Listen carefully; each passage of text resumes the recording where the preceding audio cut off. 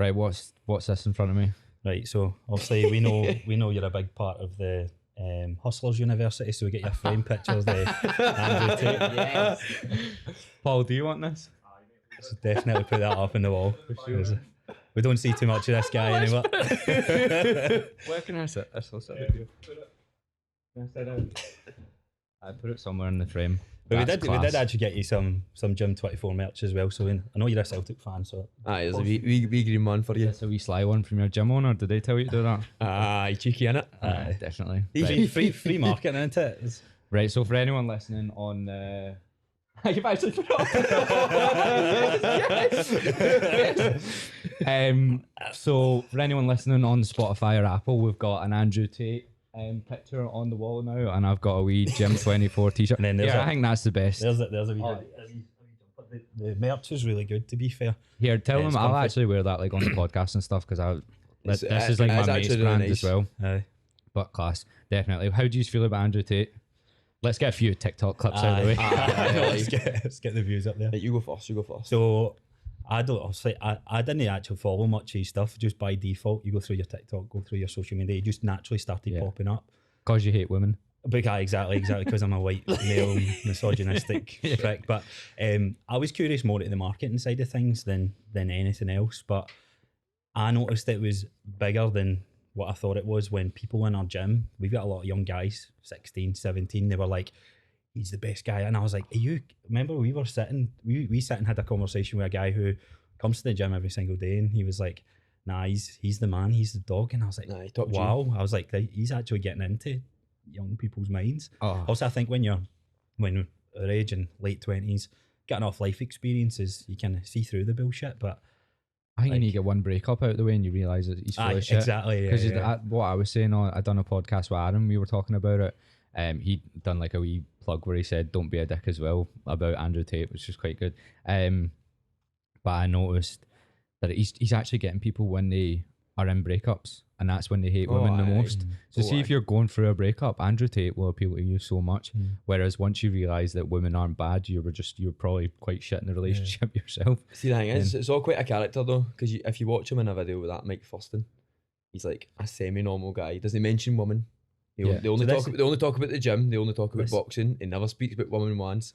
And then you're like, is this all just a big show just to get hundreds of money? I think it was, but the first time I saw him, it was one of my mates. He's like, look at this guy, he's absolutely hilarious.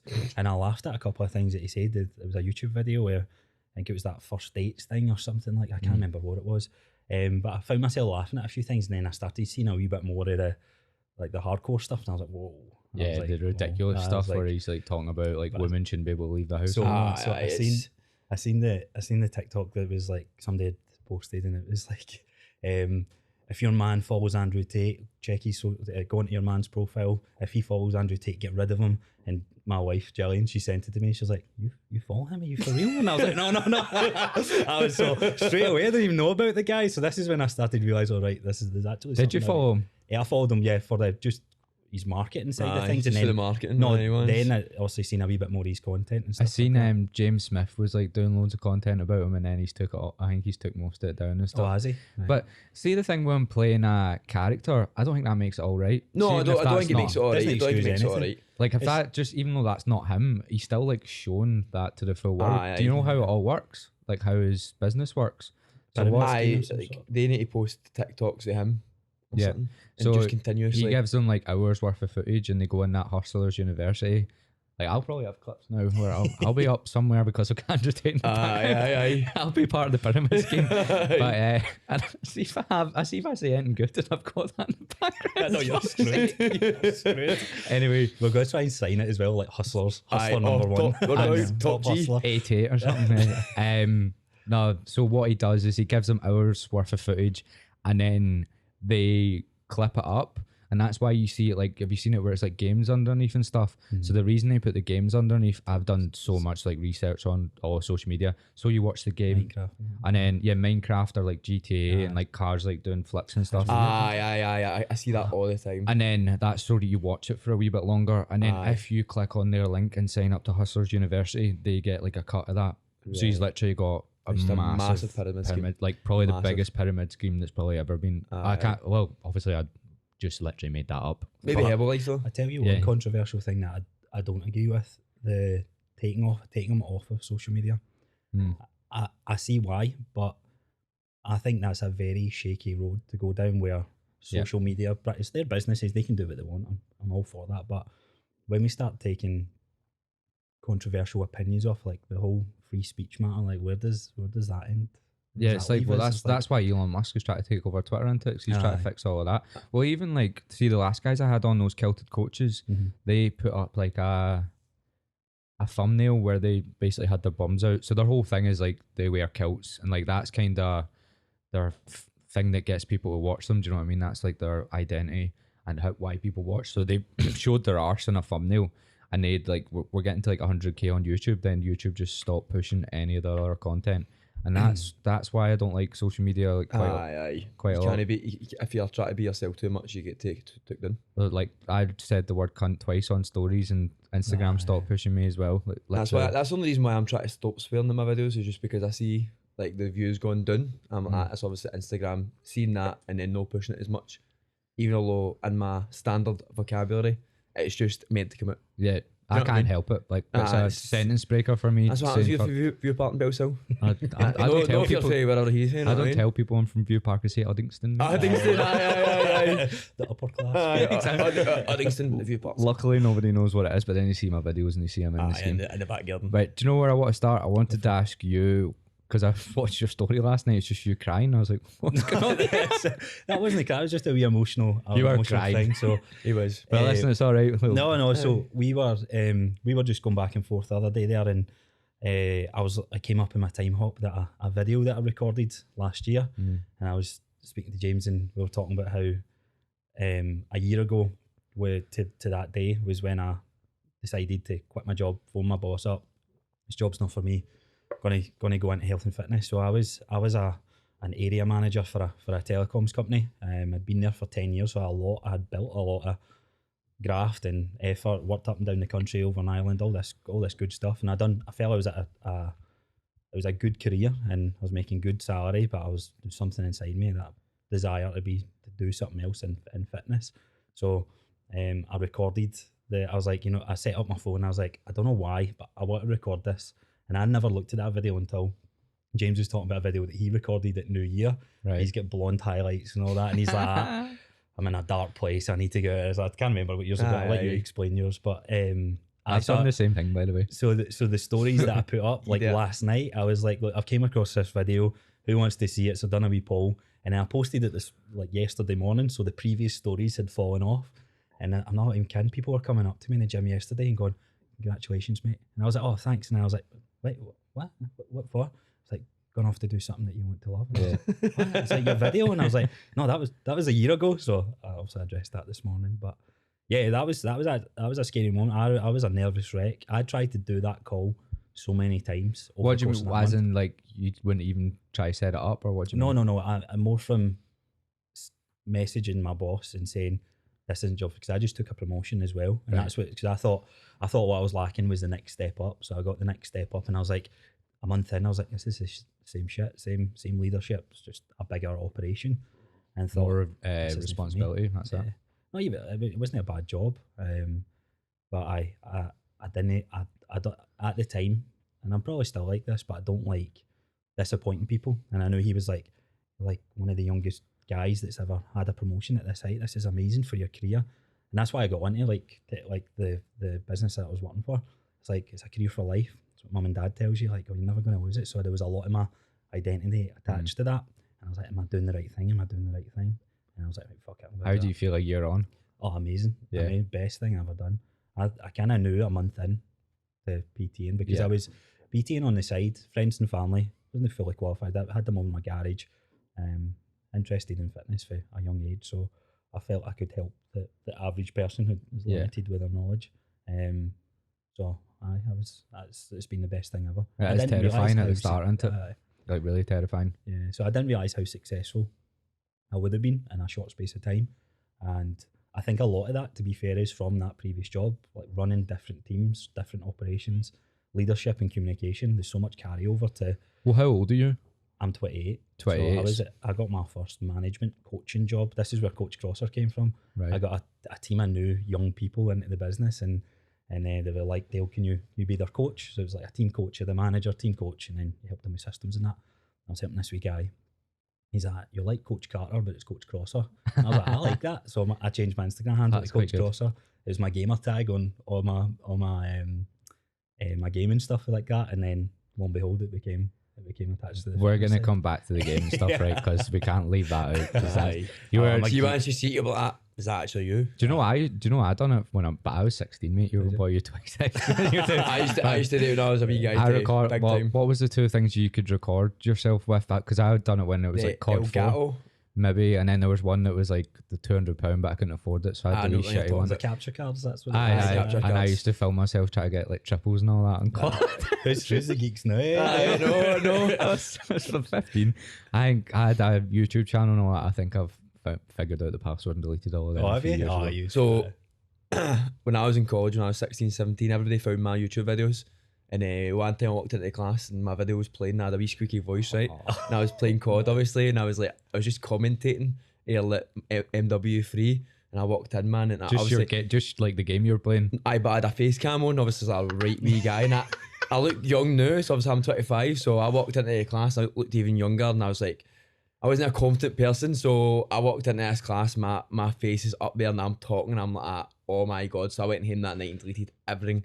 So there's no trace of anything for my YouTube COD days ever. I was like, get them off. Builds character, that stuff though. You need to be exposed to that. That's how I don't have any humility now, because I've walked into a room and I've been playing in front of everybody back in the day. I'm the same. We went traveling around Europe, me and my mate, and we started vlogging. So it was when we were doing freestyle, right? And we were busking in different cities. And I've had people on TikTok saying, because it's so bad, we called it like the Euro Sesh Vlogs or something. So cringy. So cringy. And it was just us getting absolutely like annihilated, like on absinthe and shit.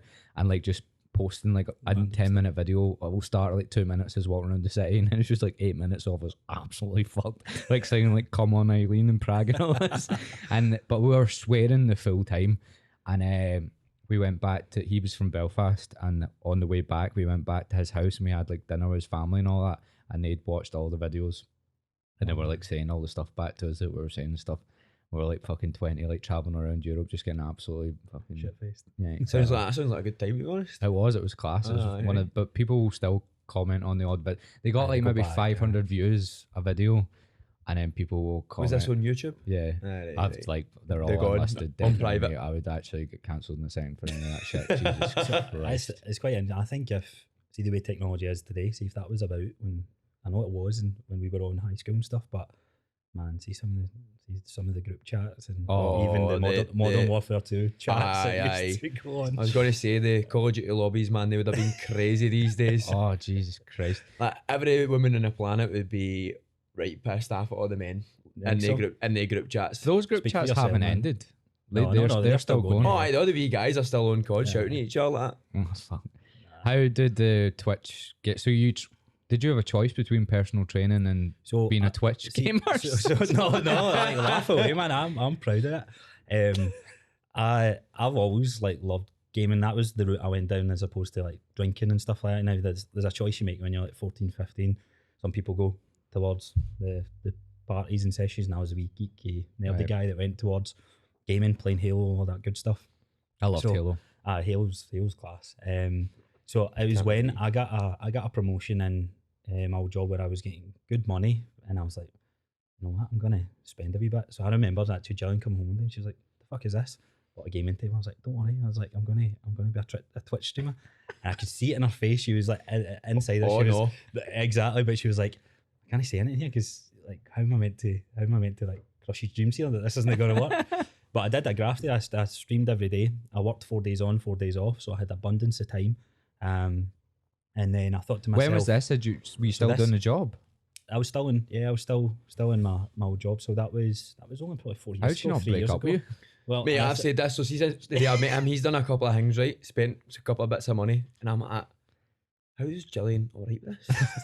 Do you know what I mean? There's so many things. I'm like, she's just like, cool. And I'm like, no, she's not that cool, but she's just saying to you, cool. She's letting it go. She's just letting it go. What else have you done? So I don't think I've done anything too wild. Nah, tell me, James. No, it's not too wild. It's just like, he's just impulsive. Very impulsive. I think you need to be. But yeah, the whole point of the gaming side of things, I was interested in when you talk about niches in the fitness space. I was like, I think there's a big gap for like a fitness / gaming like merge, and I came up with a name called Swole Gamer, right?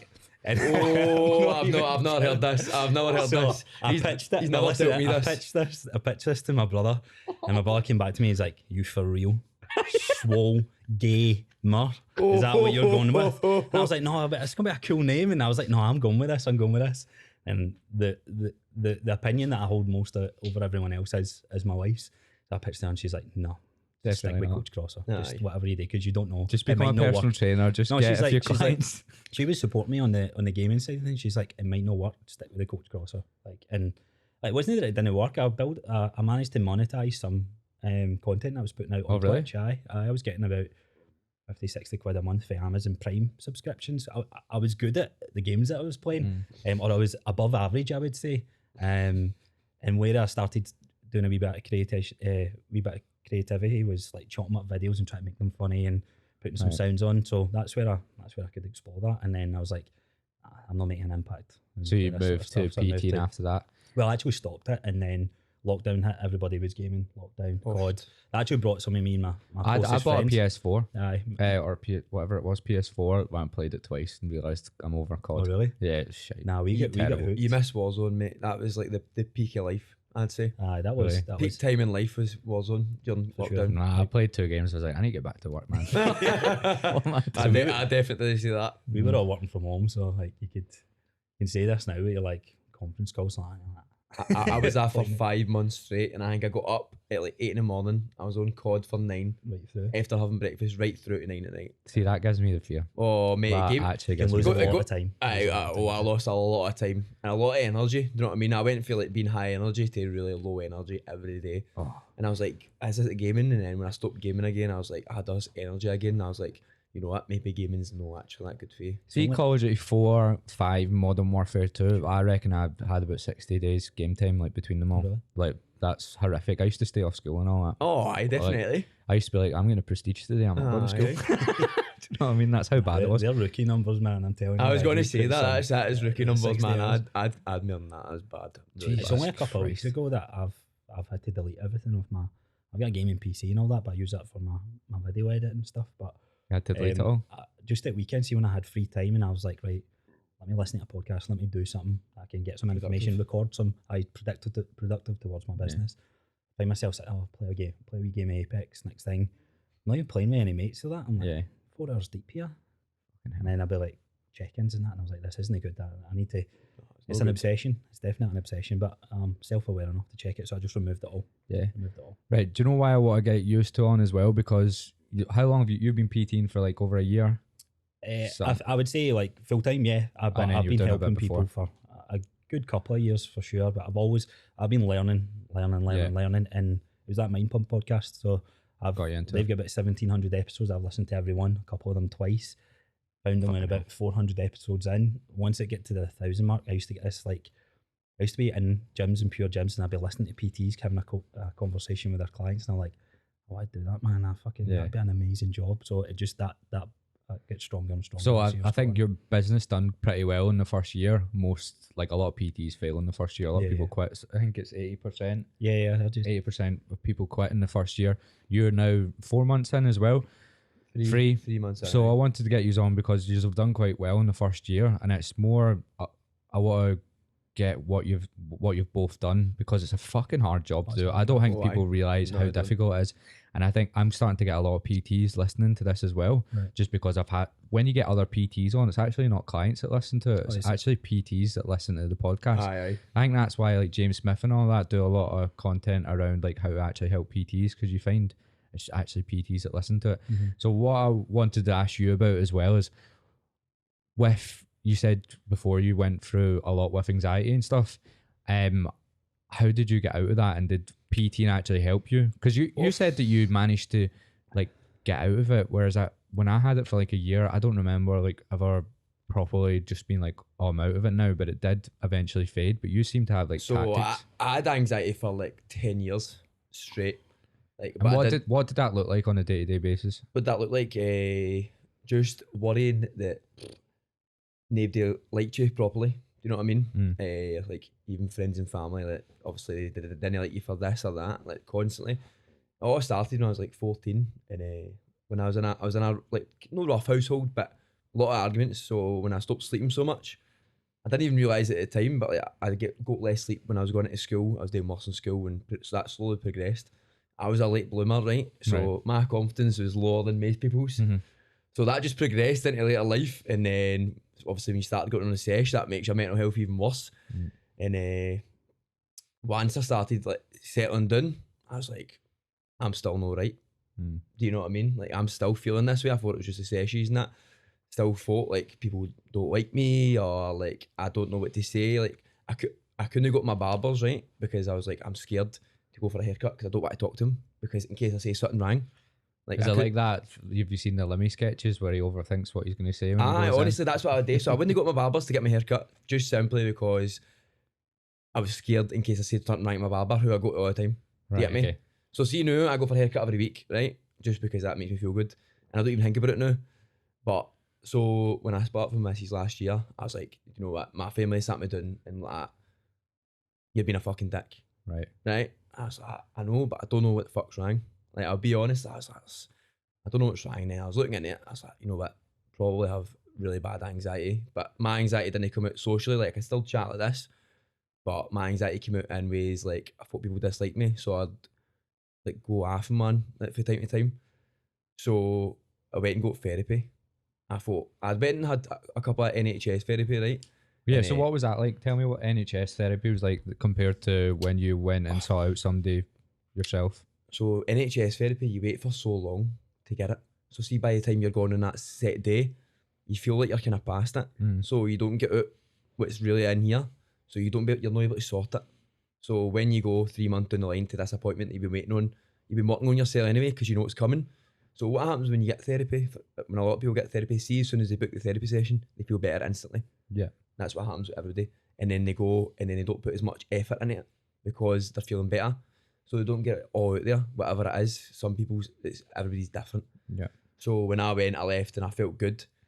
And then a couple of things happened. I went, you know what, still no right. So I went, I'm going to go and sit with somebody. What are like these things that have happened? You don't need to tell me everything. Oh, no. Things that have happened. It's just like falling out with people all the time. So like re-triggers? Oh, re-triggers. I'd fought with people in work, girlfriends, friends and family, like people I was right close with, I'd fought with them. Do you know what I mean? Like if me and Dale were working and I got a bit stressed out, I'd probably fought with him. I'd probably think he was being like a pure dick. Like that's how it was. And I'd like been my family had been pure dicks in that. And that's the kind of triggers. And then I'd isolate myself. And so I'm quite, as I was saying to you, I'm quite introverted, but I come across extroverted. But I can still do a job as a PT because I like when you're talking to clients and that, your job is there to bring them up. So the motivation for you is there and the motivation for them is there.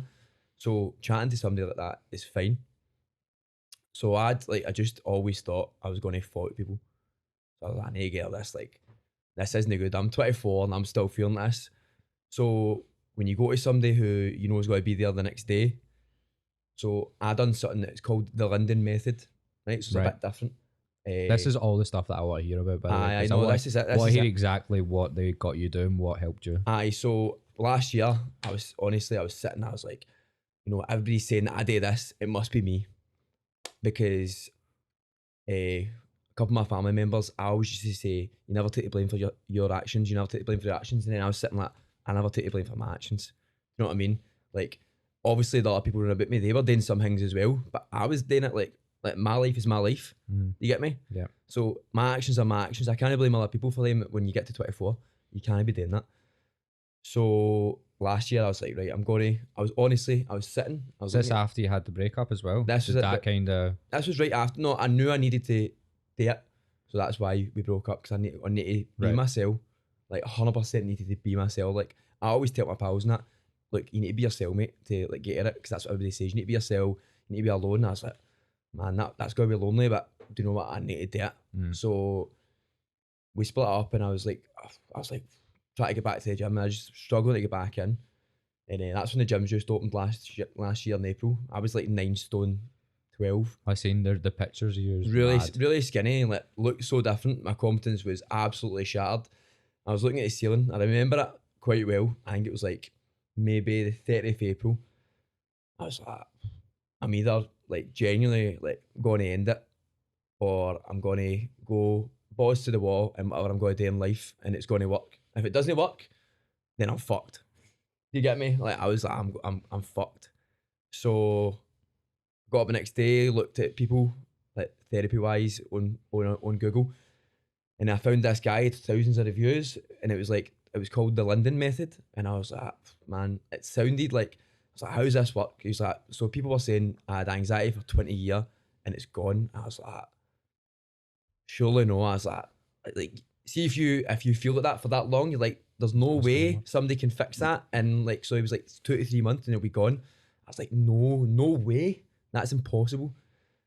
And that's why I say that to my clients these days. I was like, you can get rid of this. Paul said generalized anxiety is one of the easiest things for him to fix. So Paul's a therapist. I know.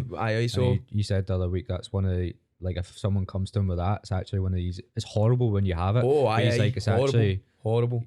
Like better to deal with as a therapist than some of the other cases. I can imagine because it, like as you're saying, it's quite easy to fix, but when you're in it, it's really horrible. Tough.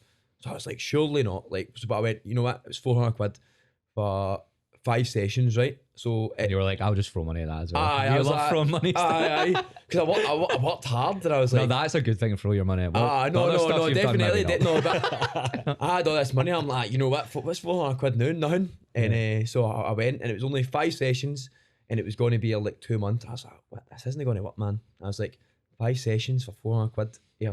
Like 2 months, and I don't talk to him any other time. Right. He says he's going to be there, right? But like just somewhere. So all genuinely, I patched. Bye, catch you. 400 quid in the back pocket. I'm there in spirit, mate. Hope you do well, mate. Right. So I'm like, no, there's no way this can work. But you know what? I was like, as I said, I'm at breaking point. I need this to work. So when he starts talking, and it's like pure basic shit. But one of the things was, no social media, no girls, right? No making new pals. Sounds mad. Like nothing that can give you any sort of stress in any way for a few months. I had to plan every single second of my day.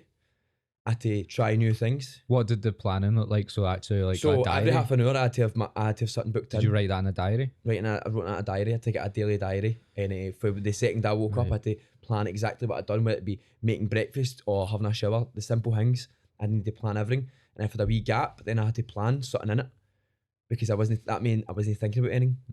And I was like, fuck, man, that's hard. And he's like, this bit's hard. This will take you a bit of getting used to.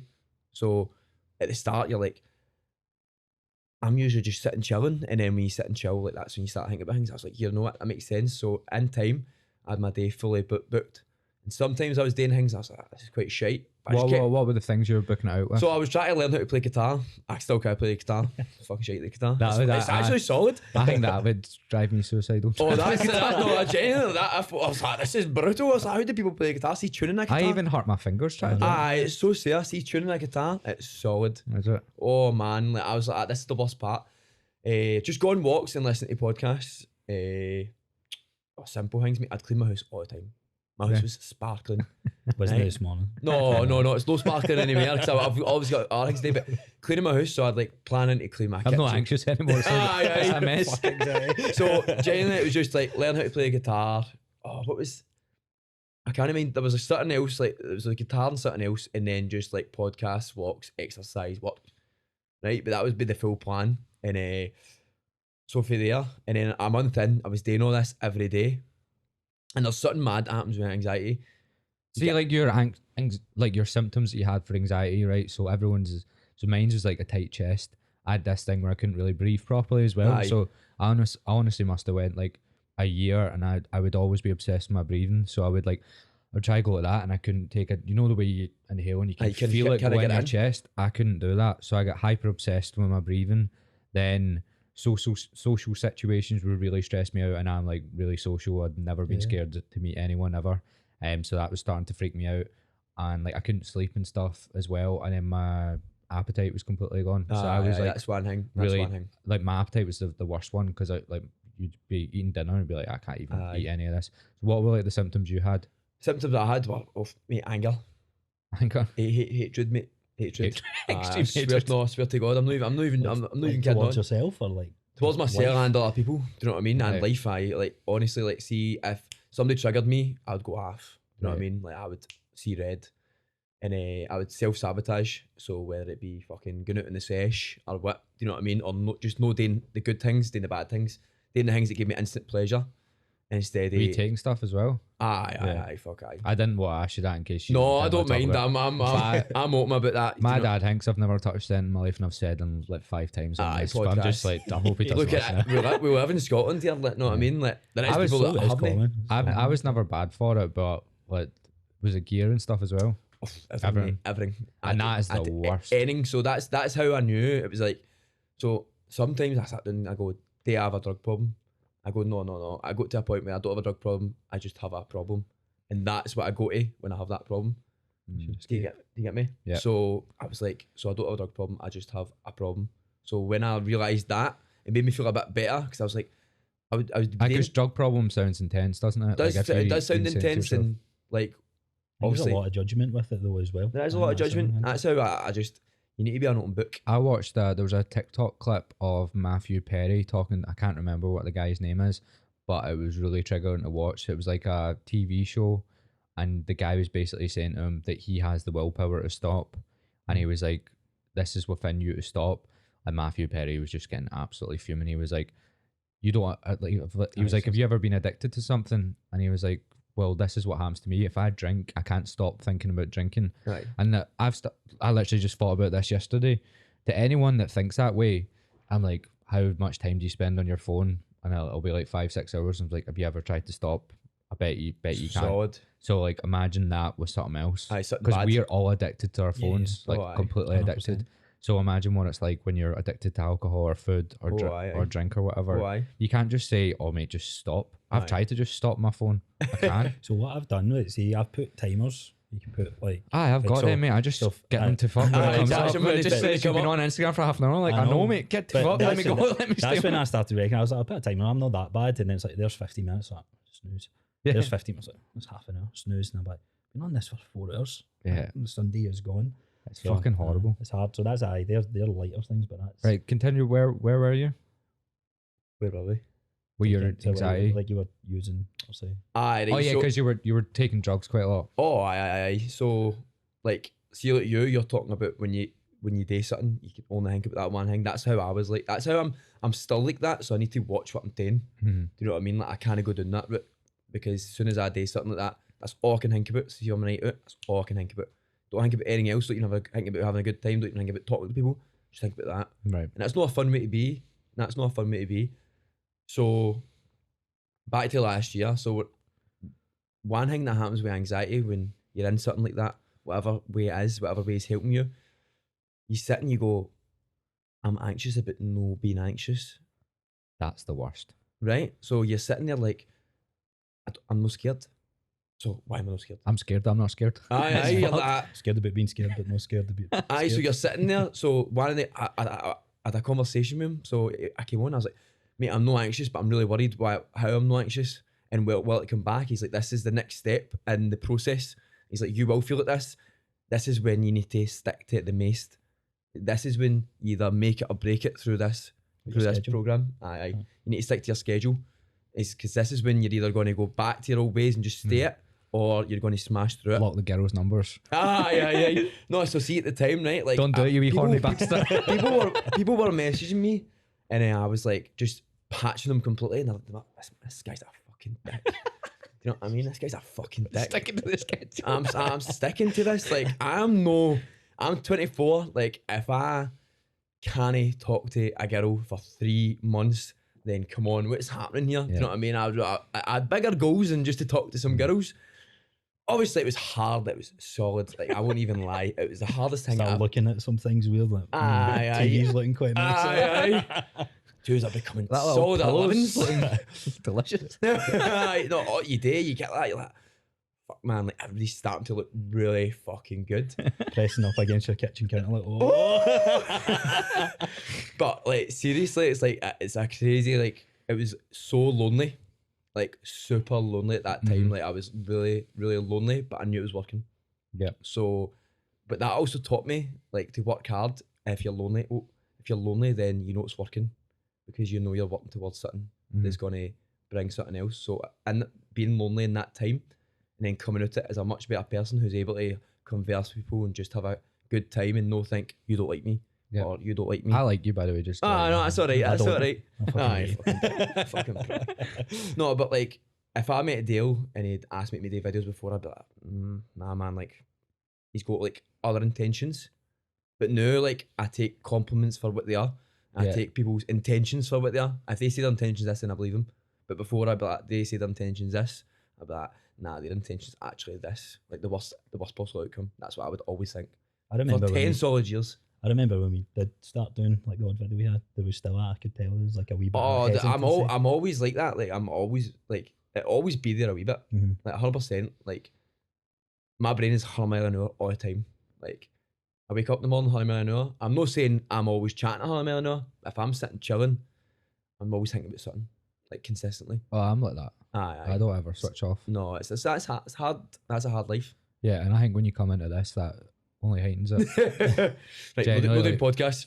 Like no, not podcasting, PT. Oh, PT. Aye. He texted you like he texted me last night, you better go to bed so you can get a good sleep for the morning. I was like, aye, my heat's gone 100 miles an hour. He's like, same mate. He's like, mate. It's 20 past 9. It's like, you still up 20 past 11. But now you're like half an hour in, you realise I'm not gonna like, because I don't think it's that. No, it wasn't even that. It was like, so like we were talking about that. You know that Simon Sinek? you seen the comp. Oh no, I know who you're talking about. So but he's really good. So one of his phrases is like, obviously Olympians, they separate nerves from excitement. So like people go, are you nervous? And they go, no, I'm excited. So I was excited, like 100% excited. And I always think that mindset, like you want to be excited, even if you're nervous and excited is the same feeling. Heart rate's up. You're like, I'm not worried. Like I'm not worried. I'm just like, here we go. Like, ooh. Oh yeah, I think people get confused that it's a bad feeling, but I told you, like anyone that comes on that's nervous, I'm like, I tell them the story about me going on Sean Casey's podcast and literally like stuttering. And we had to start it 3 times and all that. And mate, if you go, nobody go listen to that. But I swear every 4 seconds. Like every 4 seconds is me going fuck, and then I listen back to it and I was like, is that the way I talk? I'm an actual schemy fucking minging bastard. First time you record, just tell them put a video up online. But I remember actually I was about 40 takes. They say I've quit my job and I'm going into PT, and that was it. That was all it was. That was the main message. And I had the tripod up and I was like, right. Kept just doing it. What did the first year or like the first 6 months look like for you when you started, right? So I've got a mate called Kalen. I'm gonna get him on the podcast actually, right? But he's got a first in some sort of health and like biology thing from, obviously I don't know what I'm talking about, so it's something to do with biology from Glasgow Uni, and he's becoming a PT, and he's asking me all these questions about like social media and then also taking on clients and stuff, and he's been really autistic about all of it. Like he's like meticulous about it. I'm like, mate, you just need to start doing it. It's like he's not put anything up or anything yet, or he's not got a website or anything yet, and I'm just like, just fucking do it. Perfectionism. Like, yeah. I was like, you need to get that proper autistic sort of break, because he's quite like that. He likes meticulous with everything, but he's like, he'll be really good at the job. I'm like, you just need to get like 2 or 3 clients and then wing it. I was like, the thing you need to learn is you need to learn to wing it. And how did your like first 6 months look? So I've got quite a lot to, I guess, share on this topic. We've been talking about a couple of things, good strategies to do. So I would say if you've not got a clientele and you're starting out, offer the first couple of PT sessions for free. Just get to train with people, see what it's like, because you go through all this paperwork, you go through all this studying, and it's like driving. Well. Like you learn it most. I wouldn't know about that, mate. I'm still learning.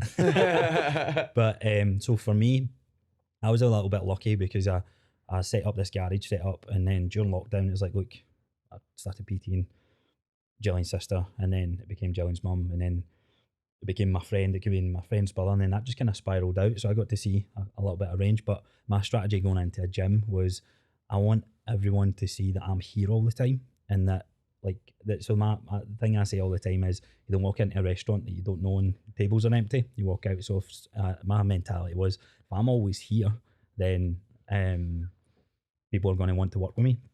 So I ran a wee giveaway initially that I was launching, and I was giving away a free PT session for a whole year to try and get interest in it. I wanted it to be shit hot, but at the same time I was like, looking back at that, I was like, I'm a new PT. Someone's going to be like, why would I want to work with him? Yeah. Anyway, that got like 100 odd people entered into that. And I started messaging each of the people individually saying, look, thanks for supporting us. Do you want a 4-week free block? I'll train you for free for the 4 weeks. No ties, no nothing like that. If you want to keep working with us at the end, cool. So I done that for January, and so I was in doing a lot of hours for pretty much free. But I bet you enjoyed those hours. Well, I loved it. I loved everything. That's why I don't think you come into PTing necessarily to make money initially. Yeah. You can make good money, but I think that's at the forefront of your mind. You're going to cut corners. Yeah. So that there was a couple of strategies I applied. I wanted to always be busy, but at the same time, I can speak to anyone on the floor. So I was like, I'll just always be in the gym, cleaning up weights, just chatting to people. How's your training going? So it's the same people seeing me. They say, I'm sure when I looked into the research, they say that someone can take up to 3 months to make a decision if they're going to work with a PT or not.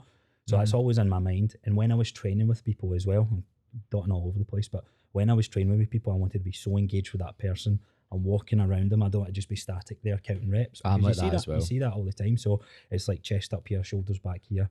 Now, don't get me wrong, some clients will test that and they're talking to you and they're conversating you, having a conversation while training. It's like, but that's where you get better at your craft. One thing that gives me the fear is seeing a PT saying like 6, 7, 8.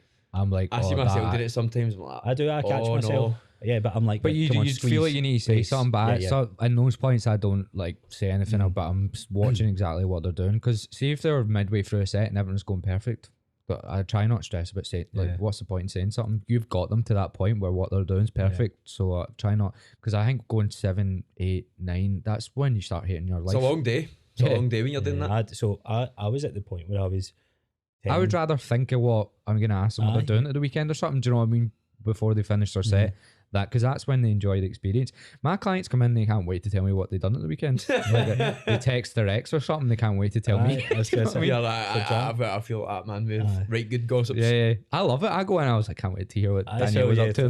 No, it's good. So, and I was never worried. I'd saved up 3 months worth of bills, and I said, right, I compete. So my mentality was, I don't have to make a single penny for this, and I can just focus on the craft itself. And I remember actually Jillian sent me a few times. She's like, are you worried?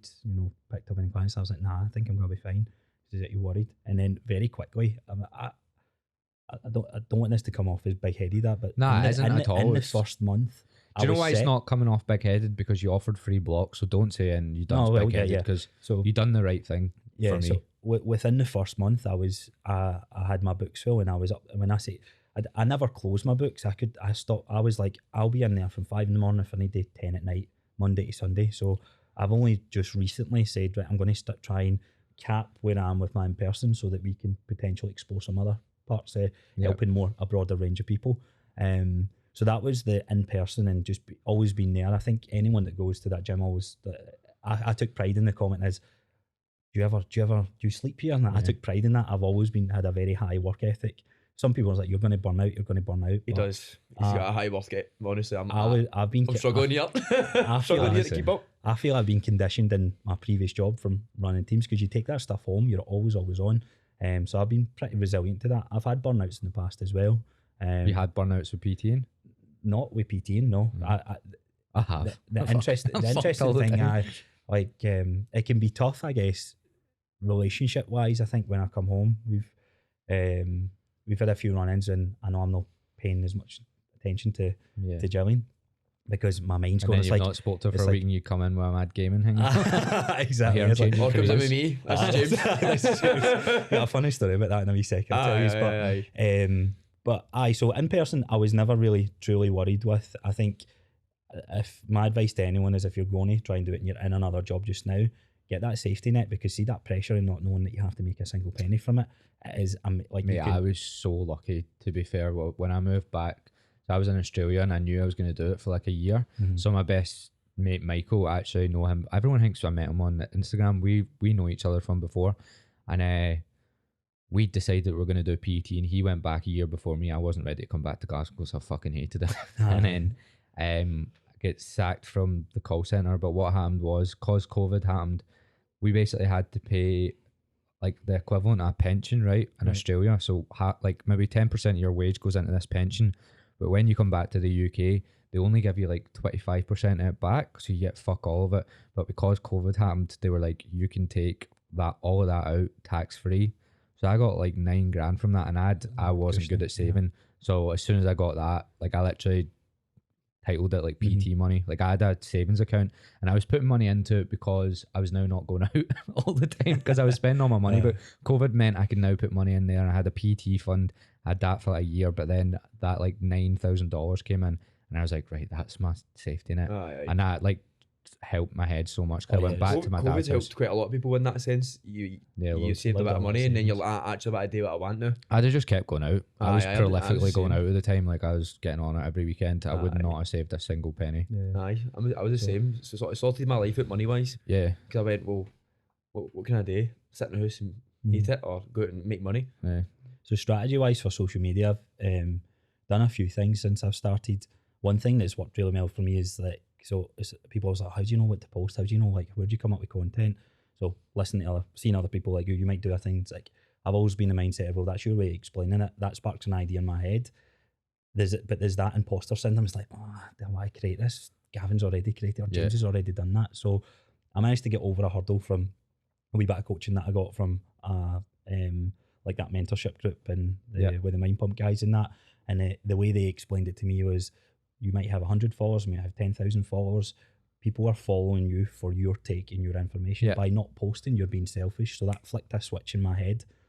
The then creating content, the best advice I ever got was, you speak. So I'll train a busy day for me. I can train 10 people within one day. There's 10 opportunities of something's going to come up where that person's asking me something. So that's a content idea. It's a content idea. So that I was always taught to make content for your current audience, and by default there's other people out there that's going to help. So that's where the ideas have came from. It's literally got someone to squat, and then the simple one lifting their heels up. Like that's like, all right, I'm going to do this video for you, so next time you see them. Oh, by the way, what we were talking about last time, there's a video on my Instagram if you want to look at that. Or there's a point of reference that they can go to. I mean it's not as if we got big followings and that, but like, I think you see if you keep doing the reels where you do it together, do them really short, you will. That's why I asked you on, because I was like, you are gonna do, because there's a big fucking like stream of people now just saying, I actually cringe at the word calorie or the term calorie. I can't listen to it anymore because there's so many people just coming out and just saying the word or the term calorie deficit. And I'm like, you know that's not helping anyone anymore. Like, some people do need to understand it, right? But just because you understand, it's the simplest thing ever. It's not. But it's not simple. There's no simple way to get somebody to do it. It's a simple term, but it's no simple in life. So people now think they can say that and they've now fixed everyone's problems, or they're like, oh, you need to eat less than you burn. And it's like, yeah, we know that. Obviously, but how do you get someone to do it? I think in this space as well, there's, by just putting yourself out there on social media, you feel like your bio lanes and all these guys are going to be watching you, so you end up speaking to other PTs rather than the layman's terms. That's for what the Jordan people. and Sai and Mike Viganti talk about as well. Stop trying to impress other PTs. That's I speak in the simplest. Like, I think one of my clients actually said it to me. She was like, "I love you because you speak so common." I was like, "Cheers." Call me skin. I literally like don't give a fuck about pleasing. I don't even look at other PTs that much. So I'm the same. I deliberately don't do it. One, so I don't copy them, and two, so that I actually don't get your own heat. I say how I would explain things, because if you watch my like tutorials, it's literally just cues that I would come up with to explain something on the spot, and it's not something I would have heard. So there's obviously stuff that I've heard other people saying and I've took one take on it, and there's obviously stuff I've not made up. I've definitely seen it from someone else. Obviously, but I try and make up how I would say it. How you would feel you do the movement. How you feel you do it. Yeah. So one thing to cement an audience, the last thing was, we've started doing this recently.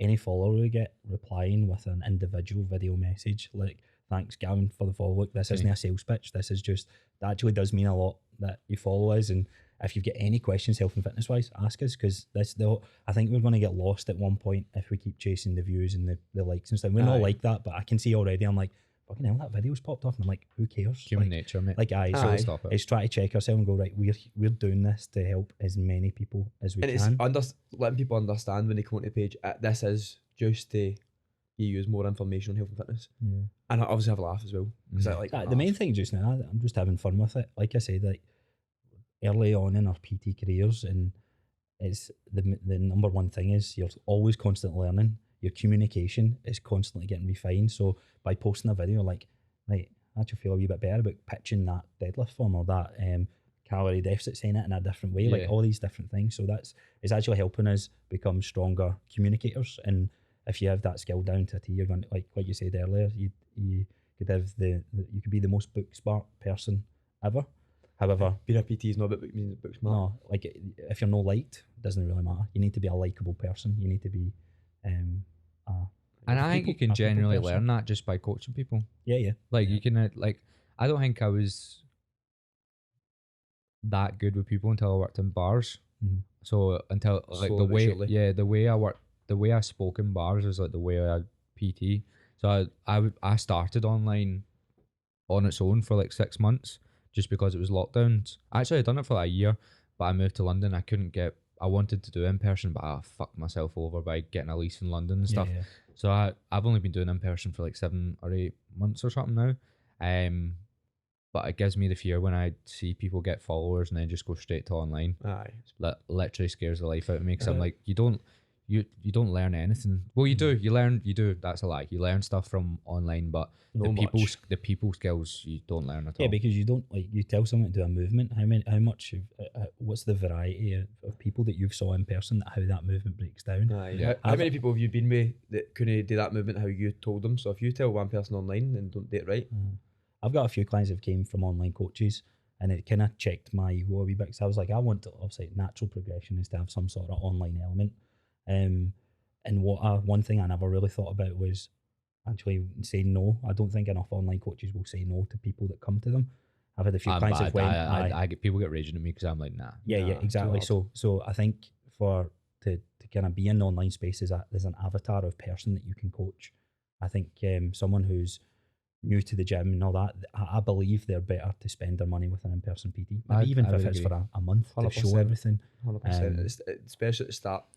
Yeah, because there's a few horror stories of that, but that's the industry. And I genuinely believe there's a very small percentage of people trying to capitalise money on it, and everyone is technically trying to do their best. I know you always tend to see the crap that's out there, and you're like, Jesus, man, we've got a lot to fight against here. But I believe that if you're still sticking in the fitness and you're trying to do somewhat good, I think if you speak to, so I was trying to say this to Michael the other day, if you just meet loads of online people and online coaches, I think that makes you think the fitness industry is fucked. But then if you start getting in the nitty gritty in person, you're like, most PTs are actually trying. They're going for it. And in-person PTs, I think most in-person PTs mean well, and they're trying their best to do well. But I think the online, it does start to get a bit fucked. That's when people are starting to chase money and stuff. Well, they need to be. If you're in person with a client who's not doing well all the time, it will really, really bring you down because you're seeing them all the time. If somebody's online not doing well, it's just there a screen. Like, I still get stressed when online clients don't do well and stuff. No, of course. If like you're obviously invested, but when you're in person, you need, if you're not invested, it's got to go really, really bad. How have you found the first 3 months? Well, stressful for the fact that I went in and I didn't really have a solid plan in place. That's the best way though. Well, it is the best way. I'm James. Until you're working like... If you're a woman, don't speak to me. I'm on my schedule. Want to be my friend? Absolutely not. You can be a client, no? Honestly, right, so I done a giveaway when I first started as well, and I got a couple of messages, and it was like, so I done the same thing. I done a similar thing. So I messaged them saying, I really appreciate you sharing my giveaway, because I wasn't known in Wishaw, so I didn't know MD. So people who were sharing my posts were brand new. So I gave them a wee message as well, just saying thanks for sharing. If I'm doing a free PT session, if you want to come meet us and see how I coach. And I had a couple going, aye. And then like a couple of minutes later, like, yeah, I don't actually want that. Just want to see if you take us out. And I'm actually trying my hardest to build a business here. See if you take me out on a date. Aye. I might try that tactic. What'd you do? A giveaway? Giveaway and message them all. Giveaway.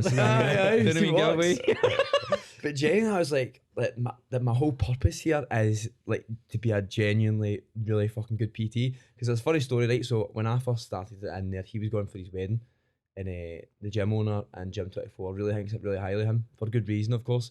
But he was like, deal this, and I was like, deal this. I was like, fuck that cunt. Honestly, I was like, fuck this. He's like, deal's so good. He's still making content on holiday, still getting clients. And I'm like, mate, I don't give a fuck, mate. I was like, I've not even met this guy. He's a fucking dick.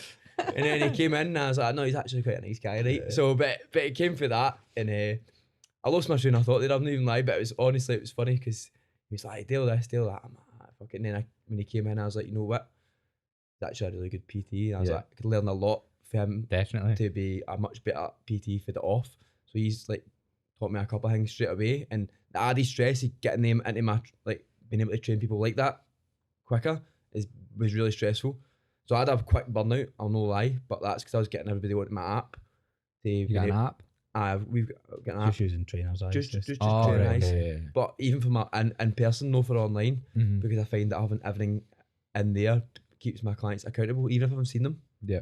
It keeps them more accountable and they're having much better progress. But getting everybody onto that app at the start, I was like, oh no, because I didn't know how to use it. Like, I was still learning how to teach people in person all at the one time while making videos. I was like, geez, oh man. I was like, this is crazy. And the videos take you so long to make at the start as well, don't they? I remember it used to take me like 3 or 4 hours. Taking classes as well. Like, I'd never done that before. So I was doing all this at the one time. I was like, man. And then like, there was like 3 nights in a row where I got like 1 to 2 hours sleep. And I still kept training. I still kept training clients, still kept doing classes. And then the 3rd day, 4th day, I was like, I am fucked.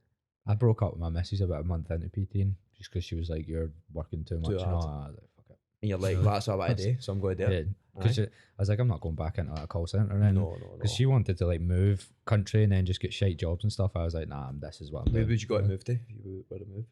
Where was she? No, she wanted to go to Turkey or something. I was like, I'm not going there. What? Your fuck turkey that. teeth. Yeah. I might come for the teeth. That's it. And my hairline's receding, so I might get that sorted. But that's well, about go to it. the right place then. Go to the right place. I just fucking went for it at the start. And I think that's what you have to do, isn't it? It's the number one takeaway, isn't it? You just like what worked for me was graphic. We're in a gym that's open 24 hours. So Boxing Day, I was saying to John, I was like, I'm glad to go over to the gym for a couple of hours, and I picked up a couple of clients. Like, how is she putting up you? I've done it for a month. I'll be 100% honest, right? His wife is the most supportive woman I've ever met. Right. For him, you know what I mean? So we've been like together. genuinely, like it's crazy. Like I've been in their house and. First day me working, I was getting it's not even just supportive, it's like just like overall support, like, oh, you want to do that and that's what you want to do, like, I'll be there for you.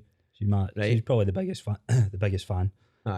She's the first comment on every video, sharing. Like, it's always been love and support for day one. But that's why I'm married. We've been together for 9 years, so she knows that passion of what I'm doing. And we were on a honeymoon. We're meeting other people. You got any tips for a long-term relationship? I know we need That's them.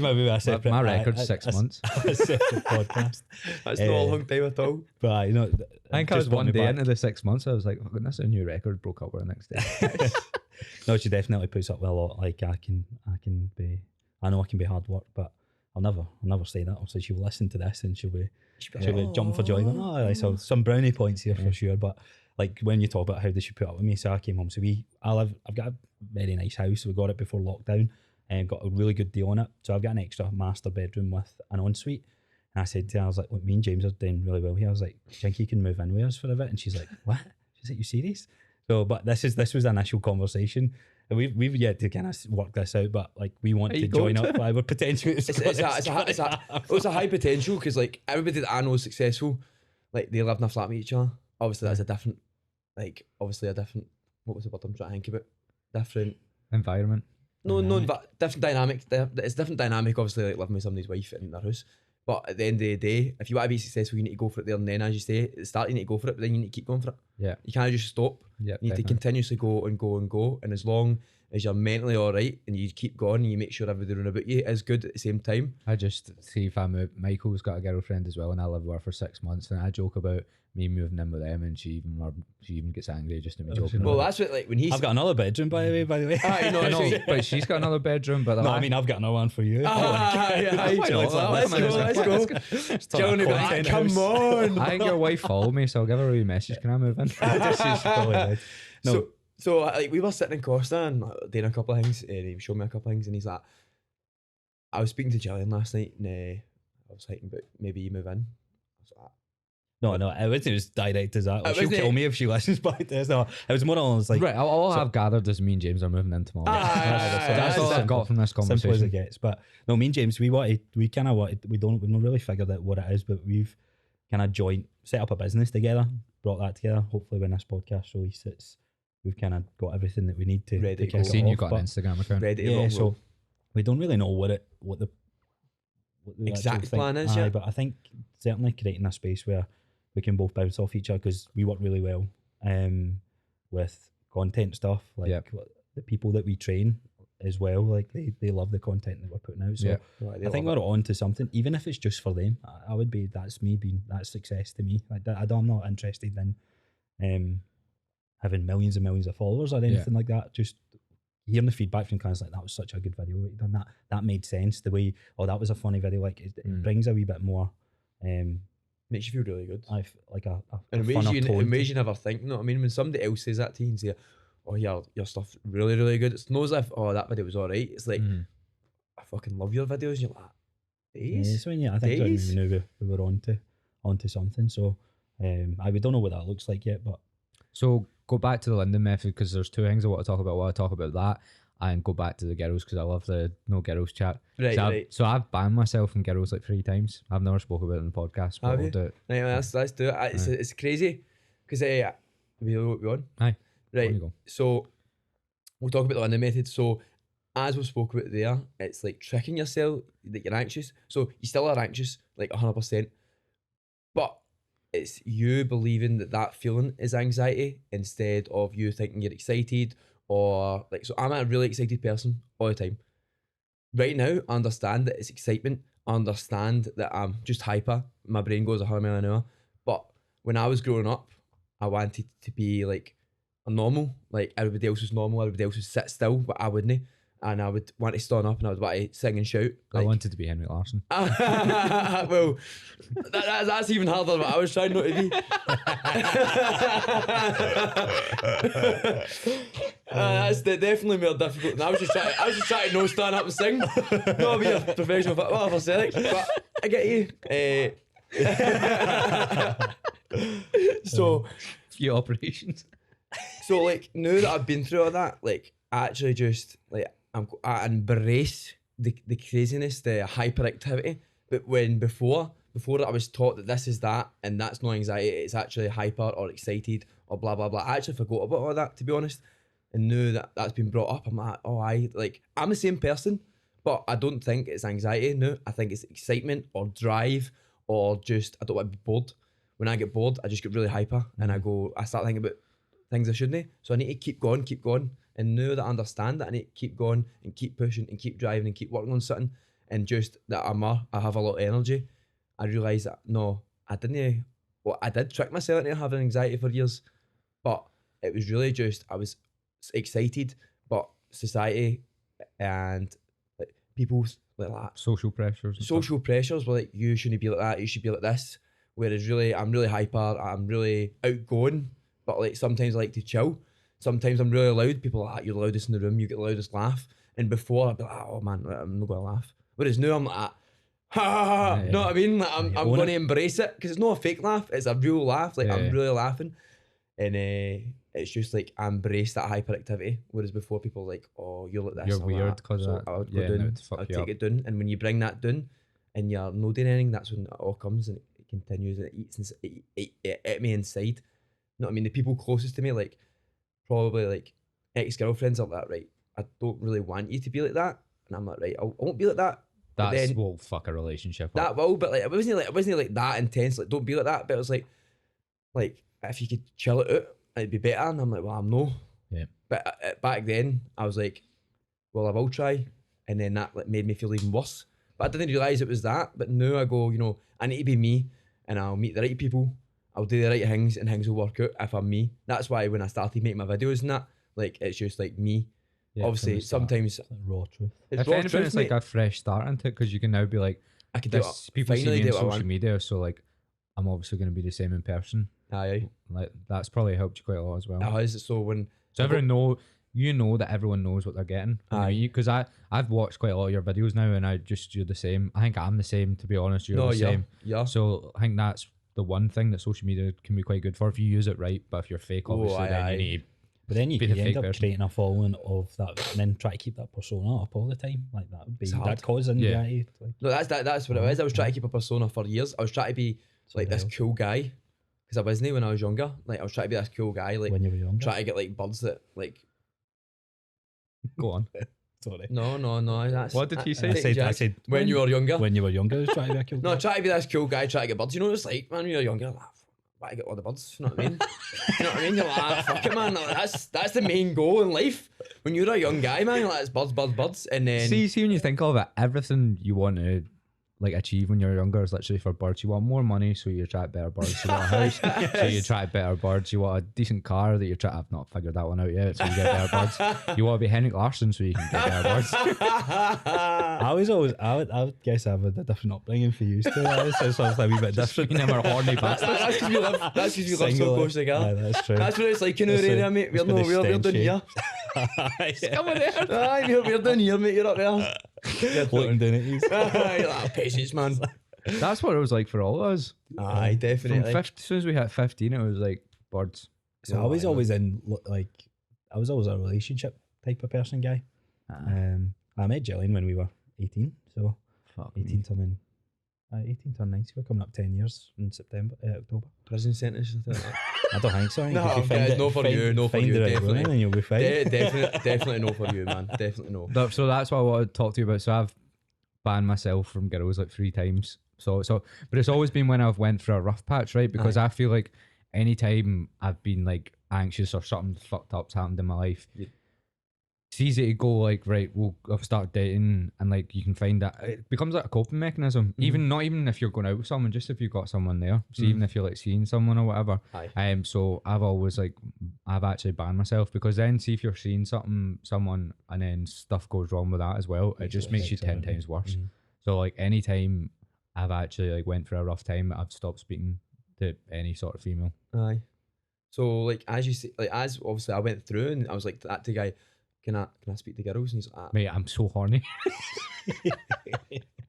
Just like with an erection on this is called right there. but the guy, Can I have a relapse, please? the guy's like, no, I'm like, fuck mate, that's like going to be the hardest bit. Do you know what I mean? Like that is solid. Like, see, you tell people that and go, oh, it's only 3 months, but if you live your life like that for 3 solid months, you'll actually realise that more people fancy you than you think. You know what I mean? You batting off. No, that much, right? No, that much. But see, if you're looking for it all the time, you're like, fuck, man, I'm fucking ugly. Probably because you come across a bit desperate when you're looking for it, and then when you're trying to get them away, you can't. become you look really desperate when you're looking for it. So when you stop looking for it, you're like, is this what it's like? And you don't look for it. Yeah. And then obviously I was like, patch. Kidding on, it was only like patch like 3 or something, but Just. I'm not like patch. Oh, But man. did Your it help? mum. Aye. That's like, can't Aye. speak to any woman, mum. The most handsome person in the world. Who's that for? My mom. Did it help though? Oh, aye.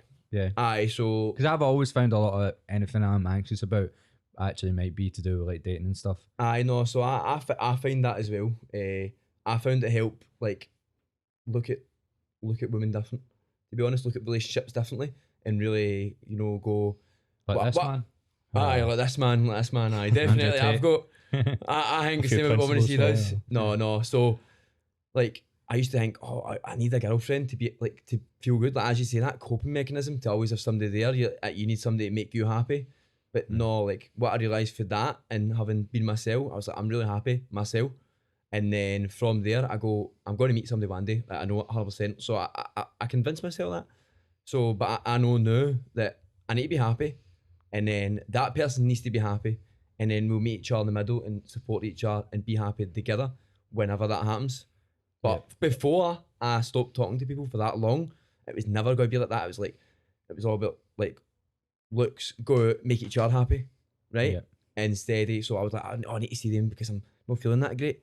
Like they'll make my day better, and we'll make each other's day better. But no, it's like I'm already feeling good. Like let's go out and we'll have a good time together. I'm already feeling good, so make it even better. And then you go back to your job that you love, the people that you enjoy having time with, and you're like, oh, this is really good. So it's really good with them, it's really good with yourself, and that's the way that changed for me. I think it's something that people should do. I think if you're unhappy, I think you should actually stop dating. Like completely cut yourself off from 100%. it. Even if it's for, I think I've done it for like 6 months and all that. And yes, you get very horny, but it makes you a better person. It makes you get realize severely lonely as well, and that's like the daunting thing for a lot of people. You get this severe lonely feeling, and people get scared of it. Like you learn how to deal with that, and you also learn how to like spend time with other people as well that aren't necessarily relationships, and you meet other. This podcast has helped me meet other people as well that are people that I would like to spend time that's with. Another thing, like seeing girls as friends, and like I've always seen girls as friends as well, but it's even more so now.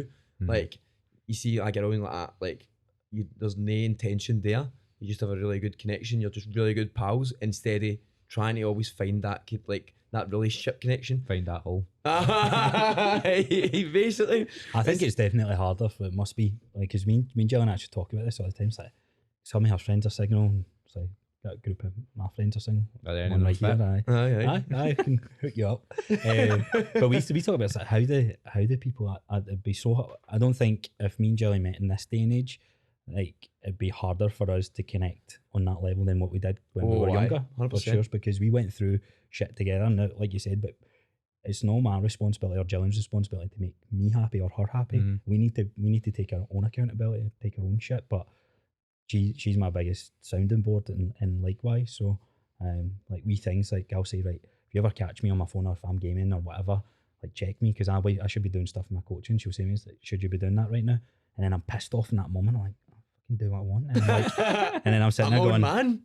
Nah, she's right. She's right. Yeah. So like, 100%. like yeah, like I know you're not there yet, but see, having that person, like, don't even know how old you, man. I'm still off them, I think. Aye. I'm still banned.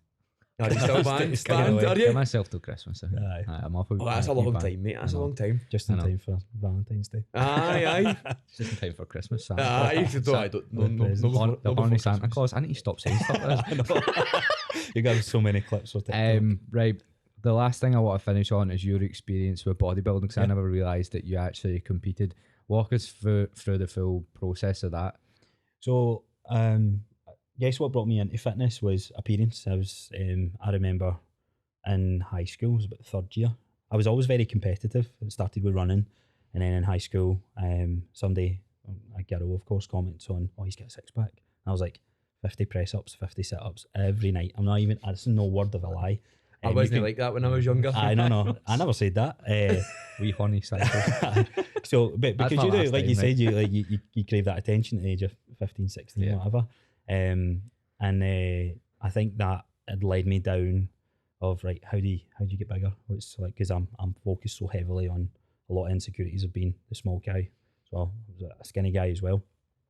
So I was following many bodybuilders like Calvin Von Moger, Simeon Panda, like all these people, and you're like, right, I can look like that, I can look like that. I got to my 20s and realised very quickly, like, man, I'm going to make some other decisions here if this is a route I'm going to go down. Bodybuilding came to me, or why I wanted to compete in bodybuilding was, I can't remember what I was listening to, but I just heard someone saying it's good to have a goal in mind and push to see where you can push your limitations of your own physical appearance. And I was like, quite like the idea of that. I was at a stage where I'd went from skinny to quite overweight, but because a t-shirt looked tight in my arms, I was like, I'm big, but I was big. Like it wasn't like it was like I had tons of muscle. So that's what led me down that path. I chose to work with a coach, and there was a lot of learning from that experience. A lot of learning. When I was at my peak condition of like stage ready, I felt the worst I've ever felt. I had the worst relationship with food that I ever had, and I was in the calories that I was consuming. I think I was kind of just shy of 1,000 calories a day, but this was all off guidance of someone else that I was respecting. As I was like, he knows his stuff. This is what it takes to be a bodybuilder. So I think that's what I guess stuff that's not really communicated to is bodybuilding is a sport like anything else. It's just like any athlete. You need to be dialed in. You need to make sacrifices. If not, I would say more, because it's not just the track time that you put in. It's all around the clock. And I had so many slip ups with food. Like I basically have all these meals dialed down. So it wasn't the best Get body experiences. dysmorphia. I think I've always had it, but I look back to some of the videos and pictures, and I'm like, I remember videoing that and going, I'm so small. Not even that. Like, I remember going, I feel shit, and I'm like, I look so small. Like, what the fuck am I doing this for? And then I look back at him, and I was like, I'm in really good shape. I actually vividly remember how I felt. So insecurity wise, there's a lot I've held on my appearance for quite a while. Still got them. Even when I've started coaching other people now. I remember posting a picture, and I was like 10 weeks out from my wedding. I had abs, and I looked pretty good. And I was posting to my social media that I'm 10 weeks out from my wedding. Cut now starts. And I'm like, it's not a good message to send to people, because people are going, this guy's in shape. What do you mean you're going on a cut? Like, what? And that checked me a lot. I've had to swallow a lot of my pride and ego with that sort of stuff. And I'm not perfect with it. I know I can catch myself sometimes. I'm like, right, I'm not in good shape. And then I'm like, oh no, you know what? I'm in good shape. Do I feel good? Am I strong? Are my joints good? Like this is where the shift has now become, because coming out the bodybuilding journey at the age of 20, 22, 23, I couldn't hold a barbell on my back because my shoulder mobility was so shit. I couldn't squat parallel. I was doing the bro set, the bro splits, the machines. Now I'm not saying that's how everyone does it. That's how I went about it. And it was a lot of learning. I like to think I might do it again, because I see a lot of people going on they're like stepping on stage and going on their prep, like 16 weeks out, and they're doing an hour's worth of cardio 16 weeks out hormonally, and what that can do to you. I think that it's not communicating a good message, but everyone thinks that's what you need to do, when there's a better way to manipulate your diet, your calories, and do it in a healthier way, but get to a point where you're like, right, this is where we get unhealthy. Yeah. Well, once you go sub 10% body fat, 9% body fat, whatever. I dieted for 18 weeks now, and I had the muscle mass that you had on you, but it's the first time I had abs. You would probably, like, genetically, I just don't, I need to starve myself before I see abs. Right. And I got to the point where the last maybe like 3 or 4 days, I genuinely felt like symptoms of eating disorders coming on. Yeah. And even at the point, I didn't really have body dysmorphia or anything. I didn't, because I looked at my abs and I was like, I really don't care about any of this. And I didn't actually want to be that lean. I was getting coached,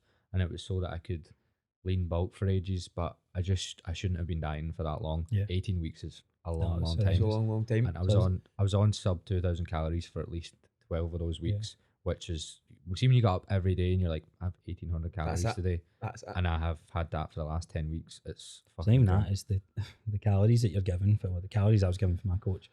A rice cake, a shot of... Oh, I didn't eat the meal plan. I looked at the meal plan. It's like, so I mean, what it kind of taught me is where my discipline is, and where my slip-ups are, and where my binging can come from. Like, I always associated myself with having abs, because I had like, there's pictures of, if you go back far on my social media, I'm sure it's like 3rd year in high school, and there's a pose that I'm sitting in my room. My jeans are like down, it's like gangster jeans and all that, and I've got an 8-pack, so I've always had very well developed abs, so I've always associated myself with that. Belly. So so I think that's where a lot of the insecurity. So when that disappears, it's like, fuck man, I need to get myself back to that shape, because that's how people see me. Older you get, the less you tend to care. But I'd rather be. I take a lot of the stuff I do just now is with your joint health and how mobile you are, how strong you are. And as a default, you start looking a wee bit better. So I'm less interested in looking a certain way, but I'm more interested in the feeling. And as a default, I feel like I look better than what I did when I... You will always look better if you're training. This is controversial, but I hate bodybuilding. So do I. Hate it. See, when he said it's a sport, I tried not to say it's not. I think it's definitely a sport, but it's a sport that I really don't enjoy. I don't think anybody really gets anything that great mentally out it.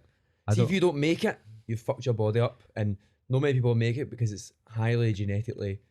I think a sport where you're at your peak and you're at your weakest, that's like a sport should be where you're at your strongest and performing your best, whereas you're performing at your absolute worst. You might look the best, but performance wise, if you were to do something, you're at your worst. And I just think I do think it's really unhealthy. I think it's really, really unhealthy. If I was to look at the like the if I'm being honest, if I was to look at the positives and the negatives of the sport of bodybuilding, I think there's way more negatives. I think there's way more negatives for the people that compete, and I think there's way more negatives for the people that watch it.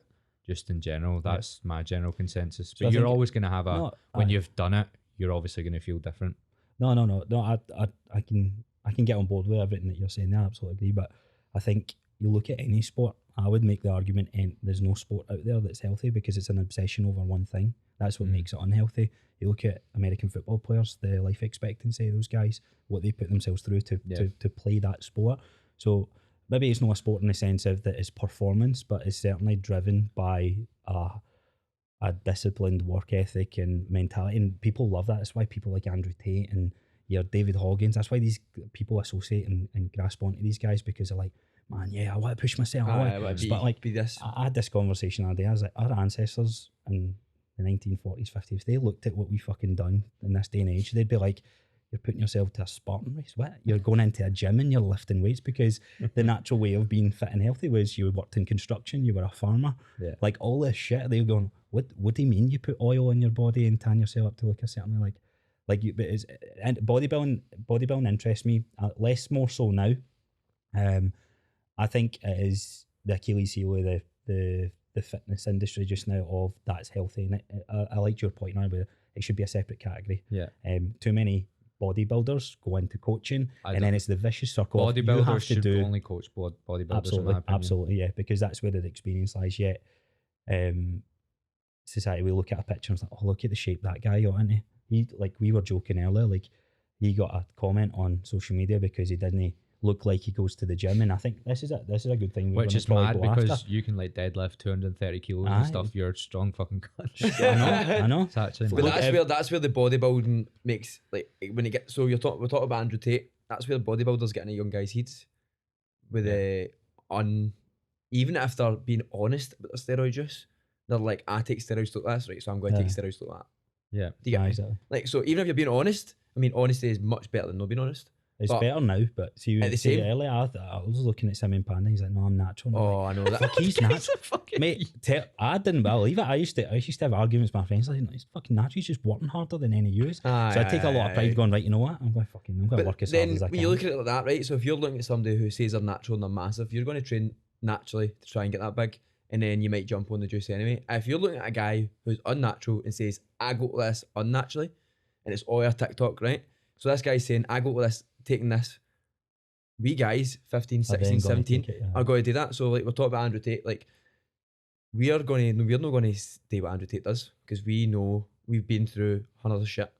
But these wee 15, 16-year-old guys listen to Andrew Tate about women. Yeah. But then, so you look at these people on steroids who are telling you, I take all this, they tell you the amounts, they tell you the full stack, and then these wee guys are going, I want to look like that. That's it. Yeah. I just want to look like that. So I was talking about to a wee 16-year-old the other day in the gym, and he was like, this is my dream physique. I'm going to get this in a set amount of years. I'm like, how are you going to do that? He's like, I don't know, right? I'm like, well, one, that guy is on the sauce. And I was like, I don't know if he says it on his TikTok or not. He's like, is he? I'm like, he is. Like, it's obviously, like, his transformation is crazy and in such a short amount of time. And I'm like, so you're straight away a young boy on TikTok looking up to this guy, want to be, he says, I want to be this guy. I want to look like this guy. Straight away, like, such a terrible mindset to have. Because why do you want to look at this guy? Again, it's for girls. But then that's such a vain way to look at it. But that should have banned him. Well, I should have banned him, but that's the way TikTok is getting into younger guys' heads straight away. A few people have came up to me and hired me as a coach because they're like, I want to look like you, and that hurts. That I'm like, it's no, you're going about it the whole wrong way. So I'm trying to. I think the message you were trying to put out there just now is like, look, there's no black or white. It's so individualized to everyone. Like, focus on, I'd rather I'm now communicating the message of health. Before, like, I was posting my bro splits. Oh, look at me, I'm 5 a.m, fasted cardio. Yeah, topless pictures. Exactly, yeah. I still do topless pictures sometimes. I do. I don't. The last one I done was before my honeymoon. And obviously, when you're on holiday, by default, you're on holiday. So, that's where I've got to. But we'll finish on this. Whatever you're going to say, we'll finish on that. Just right. So obviously, I've said bodybuilding shit. I say I don't like when people like take steroids and they say they on TikTok to all these wee young boys. But at the end of the day, our message is that even although we're saying that, or I'm saying that, and he's saying whatever, and you're saying whatever, like there's no 100% right or wrong. But that's what we think. But that's not 100% like the truth to everybody. Yeah, there's always a grey in between. They're always a grey to even they statements, and that's what I would say to everybody if anybody's watching. Even although I think that you don't need to dislike me for that, and I don't need to dislike you for thinking you're bodybuilding. You know what I mean? I respect people who love bodybuilding and they get right into it, but at the same time, some of your good friends are. Aye, they're right into bodybuilding, they love it, but at the same time, that's a big opinion that I have on it, and I'll always stand by that because I see so many young boys. And I was one at one point, I was like, I'm going to look at that guy, and then I realised I couldn't. I was like, fuck man, I feel shite, and I'm not going to do that. And I was like, I'm not even going to go to the gym for a bit. And I didn't, and I felt even shiter. Yeah, fucking hell. Right, where can people find you on social media, and what's the new business thing you've started? Because I've seen you've got an Instagram, so if you want to promote that, plug that and shit. Oh, nice. Right, so where you can find me in social media is just Instagram, Raw Gym Fit, JIM for James, and on TikTok. Don't look at him on TikTok because he gets roasted. Aye, my TikTok gets absolutely slaughtered, but it's Raw Gym Fit as well. I'm not really too big on TikTok, that's what I need to look into. Right, we're going to do the joint. So we're going to do it. You can find me at Coach Grosser on most platforms, but we're gonna like we have a difference of opinions and communicate two sides to the same message, and I think that's what we are trying to do with this new joint venture. So you can find that at Bulletproof Mindset. Which hopefully it should be launched by the time this podcast is up. Sweet. Thank you very much for coming on, lads. I appreciate it. It's been good. For anyone that's in the Wishaw area, we spoke to our gym owner as well, so there's a wee promotional code that we can give to your audience as well, which is discount code, is it? A wee discount code. So if anyone wants to try out Gym24, it's in Wishaw and Kirk Road. You can come in. Me and James will offer a wee PT session off the back of that as well. And if you want to sign up for a membership, it's £10 for the first month. I'll put that on my Instagram story because a lot of people won't listen to them. I know. 25 minutes. So I'll put it up. Sorry, £5 for the first month. £10 for everybody else. So, right, no worries. Thank you very much for coming on. It's been a pleasure. Appreciate it. It's been Cheers. fun. Sweet. Cheers. Sort it.